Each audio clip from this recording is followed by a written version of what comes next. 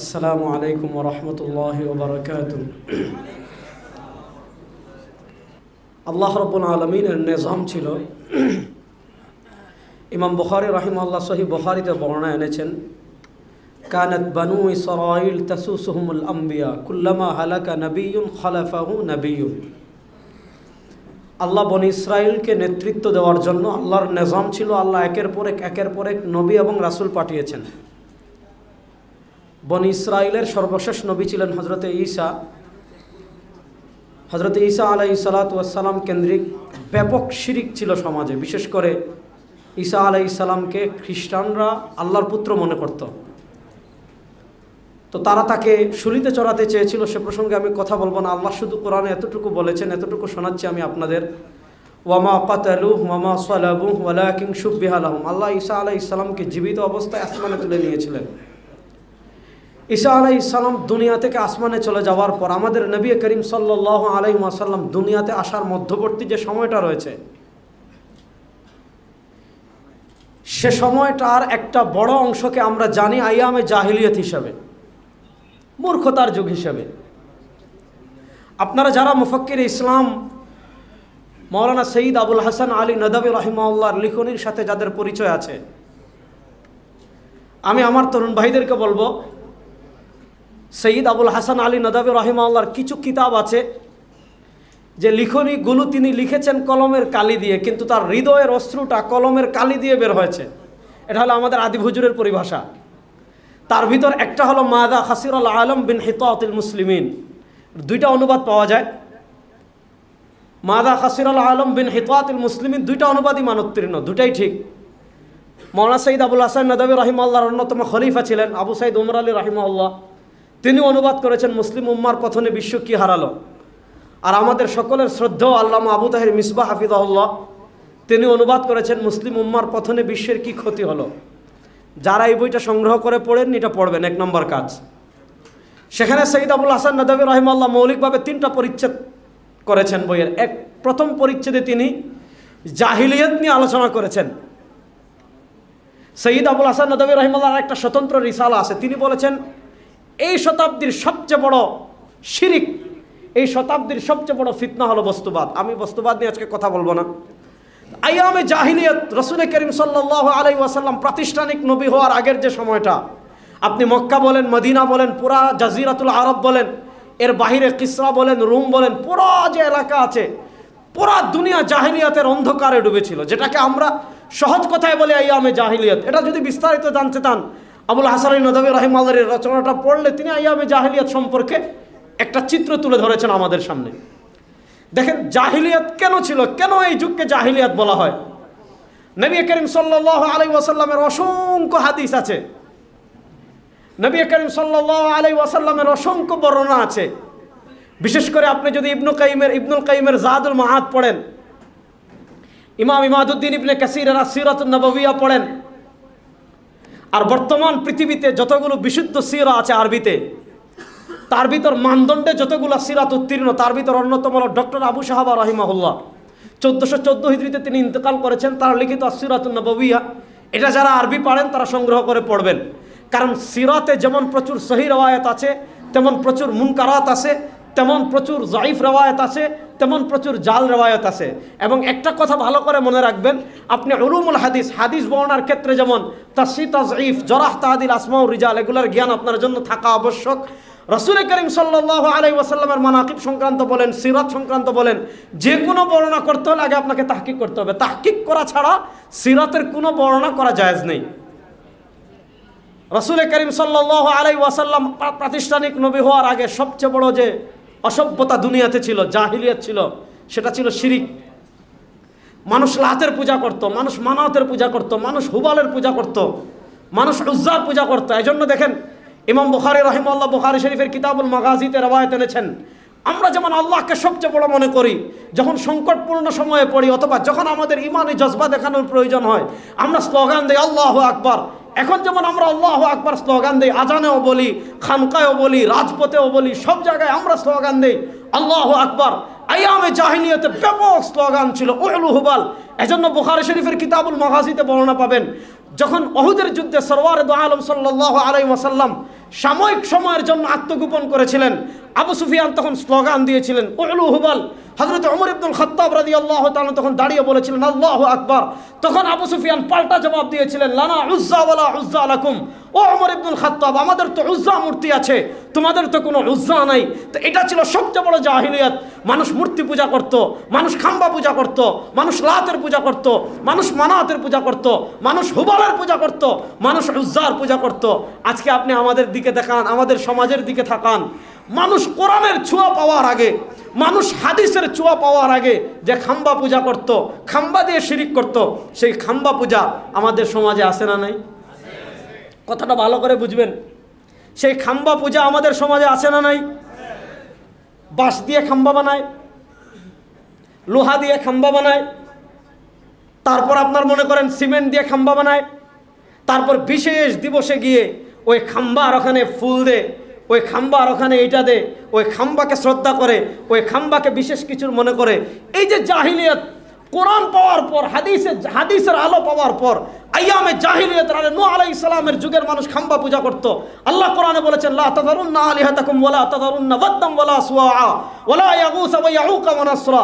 আপনি বুখারী শরীফের কিতাবুত তাফসীর খুলেন, সাইয়্যিদুনা ইবনে আব্বাস থেকে বর্ণনা আসছে, ইবনে জারীর তাবরী তাফসীর ইবনে জারীর তাবরীতে যান, অসংখ্য সাহাবা একরাম থেকে বর্ণনা আসছে। এরা সবাই নেক মানুষ ছিলেন। মানুষ তাদের নামে খাম্বা বানিয়ে প্রথম শিরিক পৃথিবীতে শুরু করেছিল। আজকে কোরআনের হাত ছোঁয়া পাওয়ার পর, হাদিসের ছোঁয়া পাওয়ার পর, সুন্নাহর ছোঁয়া পাওয়ার পর, সাহাবা একরামের ছোঁয়া পাওয়ার পর, ইমানের ছোঁয়া পাওয়ার পর এই খাম্বা পূজা আমাদের সমাজে আসে না নাই? জাহিলিয়াত কেমনে আমাদের দিকে ফিরে আসছে দেখেন, এক নম্বর। দুই নম্বর দেখেন, নবী করিম সাল্লাল্লাহু আলাইহি ওয়াসাল্লাম যখন সাহাবায়ে কেরাম রিদওয়ানুল্লাহি আলাইহিম আজমাইনকে বায়াত করাতেন, আপনি মুসনাদে আহমদে যান, আপনি সহিহ বুখারীতে যান, অসংখ্য বর্ণনা আসছে। নবী করিম সাল্লাল্লাহু আলাইহি ওয়াসাল্লাম যে সকল জাহিলিয়াত থেকে বাঁচার জন্য তার উম্মাকে বায়াত করানোর সময় স্পেশাল আলাদাভাবে সতর্ক করতেন। তার ভিতরে একটা তিনি বলতেন সুদ খাবে না, একটা বলতেন লা তাকতুলু আওলাদাকুম, বাচ্চাদেরকে হত্যা করবে না, একটা বলেছিলেন চুরি করবে না। আজকে দেখেন আইয়ামে জাহিলিয়াতে যতগুলো অসভ্যতা অন্ধকার ছিল তার ভিতরে একটা ছিল চুরি। মানুষ ব্যাপক হারে চুরি করত। আজকে আপনি দেখেন, আমরা তো গুলিস্তানে যে আমাদের পকেট মারে 20 টাকা 100 টাকা 200 টাকা নেয়, তাকে আমরা চোর বলি। বাইতুল মুকাররম মসজিদে যদি কেউ আমাদের জুতা নেয়, তাকে আমরা চোর বলি। কিন্তু এর চেয়ে বড় জাহিলিয়াত, আপনার পকেটের টাকা দিচ্ছেন, আপনি ট্যাক্স দিচ্ছেন, আপনি রাষ্ট্রের বিভিন্ন জায়গায় পয়সা দিচ্ছেন, চেয়ারে বসে রাষ্ট্রের বিভিন্ন গুরুত্বপূর্ণ পদে বসে যারা আমাদের কোটি কোটি না বিলিয়ন বিলিয়ন ডলার চুরি করতেছে, তাদেরকে আমরা চোর মনে করি না, তাদেরকে আমরা চোর মনে করি না। অথচ আইয়ামে জাহিলিয়াতের যতগুলো জাহিলিয়াত ছিল তার ভিতরে একটা ছিল চুরি। আজকে দেখেন আমাদের দেশে চুরিকে আমরা স্মার্ট বানিয়ে ফেলেছি এবং চুরিকে আমরা চুরি মনে করি না। দুইটা জাহিলিয়াত, তিনটা জাহিলিয়াত, তৃতীয় নম্বর জাহিলিয়াত দেখেন মানুষ কি করতো, সুদ খেত। এবং আপনি যদি জাস্টিস শেখুল ইসলাম, জাস্টিস মুফতি মোহাম্মদ তাকি উসমানে হাফিজাহুল্লাহ, যিনি বর্তমান পৃথিবীর সবচেয়ে বড় ইসলামিক অর্থনীতিবিদ যারা আছেন তাদের ভিতরে আমি সবচেয়ে বড় তাকে মনে করি, কারণ আমি এগুলা নিয়ে পড়াশোনা মোটামুটি করেছি, তো আমি মোটামুটি জানি। আপনি যদি শেখুল ইসলাম জাস্টিস তাকি উসমানে হাফিজাহুল্লাহ রাসাইলের সাথে পরিচিত হন, এবং আমি বলবো এগুলা যুবকরা পড়বেন, এগুলা পড়া দরকার। আপনি দেখবেন আইয়ামে জাহিলিয়াতের কোরআনের জায়গায় জায়গায় জায়গায় জায়গায়, হাদিসের পাতায় পাতায় পাতায় পাতায় পাতায় পাতায় সুদের ব্যাপারে এত কঠিন হাদিস, এত কঠিন কঠিন আয়াত, ইয়ামহাকুল্লাহুর রিবা ওয়া ইউরবিস সাদাকাত। নসের তো শেষ নাই, নস আমি শোনাতে চাচ্ছি না। কেন সুদের বিরুদ্ধে এত আয়াত, এত হাদিস? কারণ আইয়ামে জাহিলিয়াতের অর্থনীতির মৌলিক স্তম্ভই ছিল সুদ। আজকে দেখেন আপনি কোরআন পেয়েছেন, হাদিস পেয়েছেন, আপনি তো মনে করেছেন জুমার নামাজে যাচ্ছেন, আপনি মনে করেছেন সিরাতুন নবী কনফারেন্সে এসেছেন, আপনি মনে করেছেন যে ওয়াজ মাহফিলে এত লোক হচ্ছে, এক একটা উরুসে আপনি মানুষ জায়গা দিতে পারেন না, তো আপনি মনে করেছেন মাশাআল্লাহ ইসলাম তো আছে। অথচ সেই জাহিলিয়াতের যে সুদের উপর জাহিলি সমাজের অর্থনীতির স্তম্ভ ছিল, আপনি যেই দেশে বসবাস করেছেন সেই দেশের অর্থনীতির স্তম্ভ কার উপর? সুদের উপর। এখানে আমরা যারা আছি সবাই সুদখোর। বলবেন হুজুর এটা কেমন? হাদিস শুনেন, মুসনাদে আহমদে আছে, নবী করিম সাল্লাল্লাহু আলাইহি ওয়াসাল্লাম বলেছেন এমন একটা যুগ আসবে যেই যুগে মানুষ সুদ খাবে, যদি সুদ না খায় সুদের বাতাস তার গায়ে লাগবে। আজকে আমাদের দেশে মাথা পিছু ঋণ আছে না? আমাদের দেশে মাথা পিছু ঋণ আছে না? আমার ভাগে একটা ঋণ আছে না? ভাই আবু তাহা আদনানের ভাগে একটা ঋণ আছে না? মুফতি আরিফ বিন হাবিবের ভাগে একটা ঋণ আছে না, এই ঋণটা আমার রাষ্ট্র এনেছে বিশ্ব ব্যাংক থেকে, চীন থেকে, আমেরিকা থেকে, ফ্রি আনছে না সুদ দিয়ে। তাহলে আপনি বুঝেন আইয়ামে জাহিলিয়াত যতগুলো অন্ধকার ছিল সব অন্ধকারকে দূর করে পৃথিবীতে কোরআনের আলোয় আলোকিত করেছিলেন আমাদের নবী করিম সাল্লাল্লাহু আলাইহি ওয়াসাল্লাম। আইয়ামে জাহিলিয়াতে অন্ধকার ছিল শিরকের, সরওয়ারে দু আলম সাল্লাল্লাহু আলাইহি ওয়াসাল্লাম শিরকের অন্ধকার দূর করেছেন। আইয়ামে জাহিলিয়াতে অন্ধকার ছিল অন্যায়ের, সরওয়ারে দু আলম সাল্লাল্লাহু আলাইহি ওয়াসাল্লাম অন্যায়ের জাহিলিয়াত দূর করেছেন। তিনি কতটুকু ন্যায় ইনসাফ প্রতিষ্ঠা করেছিলেন। তিনি বলেছিলেন লাউ কানাত ফাতিমা বিনতু মুহাম্মাদিন সারিকাত, শোনো আমার মেয়ে ফাতিমা বিনতে মুহাম্মদ সাল্লাল্লাহু আলাইহি ওয়াসাল্লাম যদি চুরি করে আমি তার হাত কাটবো। যে নবী করিম সাল্লাল্লাহু আলাইহি ওয়াসাল্লাম ন্যায় বিচার দুনিয়াতে প্রতিষ্ঠা করেছিলেন, সেই নবীর উম্মত আমরা, সেই নবীর মুসলমান উম্মত আমরা যারা এই দেশে বাস করি, সেই দেশের আদালতে সরওয়ারে দু আলম সাল্লাল্লাহু আলাইহি ওয়াসাল্লাম যে ন্যায় বিচার আমাদের কাছে রেখে গিয়েছিলেন, ইসলাম যে হুদুদ, কিসাস, তাযীরাত তিনটা পদ্ধতি আমাদের কাছে রেখেছে। আমাদের আদালত সরওয়ারে দু আলম সাল্লাল্লাহু আলাইহি ওয়াসাল্লামের বাতলানো পদ্ধতিতে চলে, নাকি ব্রিটিশ আমাদেরকে যে ফৌজদারি আর দেওয়ানি যে ধারা দিয়ে গিয়েছে সেই আদালতে সেই ধারায় চলে? এখন আপনি বুঝেন আজকে আপনি দেখেন আমাদের দেশে আমরা কোন সিচুয়েশনে আছি, কোন পরিস্থিতি আছি। যারা কোরআনের কথা বলে, যারা হাদিসের কথা বলে, যারা আধিপত্যবাদের বিরুদ্ধে কথা বলে, যারা এই দেশের ইসলাম তাহজিব তামাদ্দুনের পক্ষে কথা বলে, আজকে সেই সকল ওলামায়ে কেরামকে তারা 3 বছর থেকে কারাগারে বন্দী করে রেখেছে। অথচ ইসলামী আইন আদালত যদি থাকতো, ওনারা তো ওনাদের নামে মামলা হওয়া দূরের কথা, ওনারা এই উম্মার সিংহপুরুষ, উম্মার জন্য ওনাদের ত্যাগ আছে, উম্মার জন্য ওনাদের কোরবানি আছে। আমি আমার যুবক ভাইদেরকে বলবো, আমি কথা শেষ করে ফেলছি, ভালো করে বুঝেন। আইয়ামে জাহিলিয়াতে যতগুলো জাহিলিয়ত ছিল সব জাহিলিয়ত আবার আমাদেরকে গ্রাস করে ফেলছে। সব জাহিলিয়ত আমাদের সমাজে আবার প্রতিষ্ঠা হচ্ছে। সরওয়ারে দু আলম সাল্লাল্লাহু আলাইহি ওয়াসাল্লাম যেমন কোরআনের আলোয় সব জাহিলিয়াতকে পায়ের তলে পিষ্ট করে ফেলেছেন।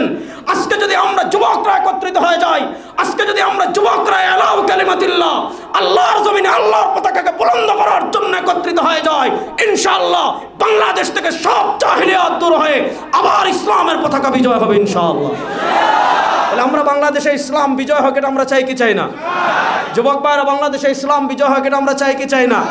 সুতরাং ইসলামকে বিজয় করতে হলে দিন বিজয়ের জন্য আজকে দেখেন ব্রিটিশরা এই কথা বলে আমি শেষ করছি, ব্রিটিশরা আমাদের সবচেয়ে বড় যে ক্ষতিটা করেছে, ব্রিটিশরা আমাদের মাথায় আংশিক ইসলামের সফটওয়্যার দিয়ে গিয়েছে।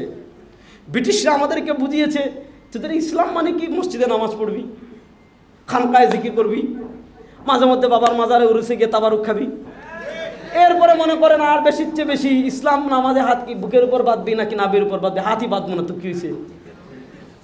নামাজে হাতই বাঁধবো না, হাত ছেড়ে নামাজ পড়বো, নামাজ হবে কি হবে না? আমিন জোরে না আসতে আমিনই বলবো না তো কি হয়েছে? যে জোরেও তো নাই আসতেও নাই, আমিনই বলবো না। কিন্তু আপনি বুঝেন ব্রিটিশরা আমাদেরকে এই কিছু মানুষকে ব্রিটিশরা কিনেছে এজন্যই, এরা উম্মাকে এই ছোট ছোট ছোট ছোট বিষয় ব্যস্ত করে রাখবে, বলবে তোরা খানকাতে থাক, তোরা এটাতে থাক, রাষ্ট্র পরিচালনা করবো কারা? আমরা। আইন আদালত, আইন চলবে কাদের? আমাদের। সংবিধান কাদের? আমাদের। হুকুমত কাদের? আমাদের। না, ইসলাম এসেছে কেন? হুয়াল্লাযী আরসালা রাসূলাহু বিল হুদা ওয়া দীনিল হক লিইয়ুযহিরাহু আলা দ্বীনি কুল্লি। আল্লাহ ইসলাম দিয়েছেন, দুনিয়াতে সব কিছুর উপর বিজয়ী থাকবে ইসলাম। দুনিয়াতে সব কিছুর উপর বিজয়ী থাকবে কি? সুতরাং এই ইসলাম যদি আমরা বিজয়ী করতে চাই, আমার ভাই শামসুদ্দৌলা আশরাফী হাফিজাহুল্লাহ যে কথা বলেছেন, আমি যুবকদেরকে এই কথা বলি।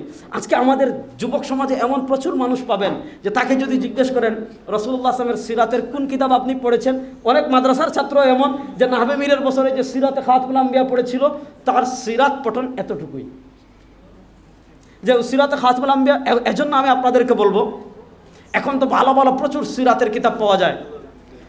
সৈয়দ আবুল হাসান নদভী রাহিমাহুল্লাহর সিরাতুন নববিয়া পড়বেন, ইদ্রিস কান্দলভী রাহিমাহুল্লাহর সিরাতে মুস্তাফা পড়বেন, হাকিমুল উম্মত মুজাদ্দিদে দ্বীন ও মিল্লাত আল্লামা আশরাফ আলী থানভী রাহিমাহুল্লাহর নসরুত তিব পড়বেন। আমি আপনাদেরকে আরেকটা অসাধারণ সিরাতের কথা বলে শেষ করছি, যারা উর্দু পারেন এটা পড়বেন। শেখুল ইসলাম জাস্টিস মুফতি মোহাম্মদ তাকি উসমানী হাফিজাহুল্লাহ, তার একজন ভাই আছেন শেখ ওয়ালি রাজি। তিনি কি আজীব কারিশমা করেছেন জানেন? তিনি নবী করিম সাল্লাল্লাহু আলাইহি ওয়াসাল্লামের একটা সিরাতের কিতাব লিখেছেন, হাদিয়ে আলম। আমি ওই কিতাবটা পড়ার পর মানে 4-5 দিন আমি মানে স্বাভাবিক ছিলাম না। কি করেছেন জানেন? পুরা সিরাতের কিতাব তিনি লিখেছেন, পুরা সিরাতের কিতাবে একটা নুক্তাওয়ালা হরফ নাই। মনে করেন আপনি উর্দু ভাষায় যদি নবী করিম সাল্লাল্লাহু আলাইহি ওয়াসাল্লামের সিরাত লিখতে চান, বা তা জিম খা ডাল শিন ওয়াদ ওয়া গাইন ফা কাফ নুন, মানে অধিকাংশের বেশি হরফ হলো নুক্তাওয়ালা। ওলি রাজি রাহিমাহুল্লাহ তিনি কি লিখেছেন? হাদি আলম লিখেছেন একটা সিরাতের কিতাব, পুরো সিরাতের কিতাবে একটা নুক্তাওয়ালা হরফ নাই। তো শেখুল ইসলাম জাস্টিস তাকি উসমানী হাফিজুল্লাহর ভূমিকা লিখেছেন। তিনি বলেছেন, যখন আমি এই সিরাতের কিতাবটা পড়েছি মনে হচ্ছিল আমার কলমটা আমার দাঁত ভেঙে দাঁতের মধ্যে প্রবেশ করতেছে। কারণ কি? এত কঠিন কাজ আল্লাহ তাকে দিয়ে কেমনে করালেন। তো আমি বিশেষ করে আপনাদেরকে বলবো, রাসূল করিম সাল্লাল্লাহু আলাইহি ওয়াসাল্লামের সিরাতের কিতাব, ওই যে ইমাম ইবনে হিশাম রাহিমাহুল্লাহ প্রথম সিরাতে ইবনে হিশাম লিখেছেন, তারপর এমন কোনো শতাব্দী নাই, এমন কোনো যুগ নাই বড় বড় বড় বড় বড় বড় সিরাতের কিতাব লেখা হয় নাই। মাওলানা সৈয়দ আবুল হাসান নদভী রাহিমাহুল্লাহ বলেছিলেন যে আমাকে যদি বলা হয় যে আপনি জেলে যাবেন, কোরআন শরীফ ছাড়া 2টা বই নিতে পারবেন, উনি বলেছেন আমি 2টা বই নিব, একটা হলো আল হেদায়া আর আরেকটা হলো ইমাম ইবনে কাইয়িম আল জাওজিয়া রাহিমাহুল্লাহ লেখা সিরাতুল কিতাব জাদুল মাআদ। এজন্য আমি আপনাদেরকে অনুরোধ করব, এখন তো ভালো ভালো সিরাতের বই অনুবাদও হচ্ছে, আর যারা মৌলিক বই পড়তে পারেন, বিশেষ করে আশরাফ আলী থানভী রাহিমাহুল্লাহর সিরাতের কিতাব আছে, ইদ্রিস কান্দলভী রাহিমাহুল্লাহর সিরাতের কিতাব আছে, শেখুল ইসলাম আপনার এরপরে যদি আসেন আশরাফ আলী থানভী রাহিমাহুল্লাহর নাসরুদ্দিন, সৈয়দ আবুল হাসান নদভী রাহিমাহুল্লাহর সিরাতুন নববিয়া, ইদ্রিস কান্দলভী রাহিমাহুল্লাহর আপনার সিরাতে মুস্তাফা, আরও যত কিতাব আছে মুতাকাদ্দিমিনের যুগে গেলে তো আর শেষ নাই। আমরা প্রত্যেকেই অন্তত নিয়ত করি এই রমাদানে কমসে কম একটা হলো নবী করিম সাল্লাল্লাহু আলাইহি ওয়াসাল্লামের সিরাত পড়ব। কারা কারা ওয়াদা করেছেন? পড়ব তো ইনশাআল্লাহ। আল্লাহ আমাদের সবাইকে কবুল করুন। সবাই বলেন আমিন। আমি যে কথাগুলো বললাম, ইন আসাবতু ফামিনাল্লাহ ওয়া ইন আখতাতু ফামিন্নি ওয়া মিনাশ শাইতান। সুবহানাকাল্লাহুম্মা বিহামদিকা আশহাদু আল্লা ইলাহা ইল্লা আনতা আস্তাগফিরুকা ওয়া আতুবু ইলাইক। আসসালামু আলাইকুম ওয়া রাহমাতুল্লাহি ওয়া বারাকাতুহু।